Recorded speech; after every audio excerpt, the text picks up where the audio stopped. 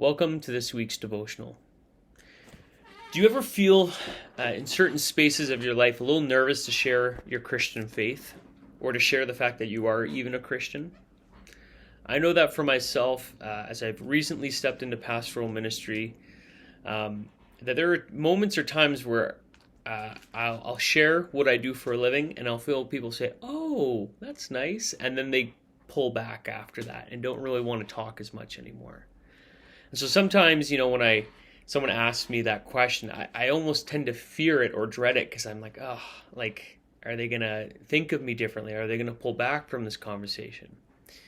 But recently in my devotions through the book of Acts, I've been challenged to think about that in a different way. We have in Acts 4 a great passage, but just before it, we see Peter and John go and heal this crippled man who'd been crippled and disabled for 40 years.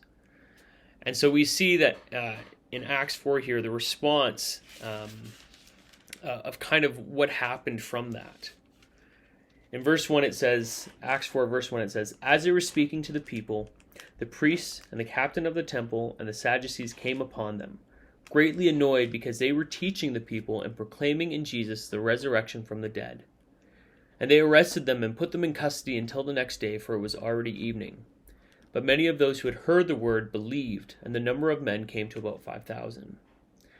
And then later on, as they question them, they're prodding them, they're asking them to stop. Why are you doing this? And this verse really stuck out to me here.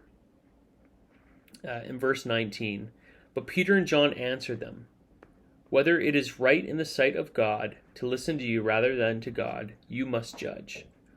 For we cannot but speak of what we have seen and heard.'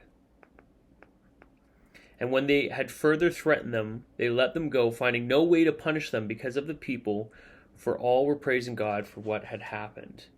For the man on whom this sign of healing was performed was more than 40 years old." Right, so Peter and John, they heal this man. The temple priests are annoyed. They question them. They lock them away. And I find verse 19 so encouraging. For what we have seen and heard, we cannot help but share the good news of what Jesus has done. And so even for me, as I realize, as I share, I'm a pastor, right? Sometimes I can be like, I know people are going to draw back. I've started to see it also as almost a badge of honor, right? I am doing this for the Lord. And that is a greater joy than anything else, than any man's approval can give me.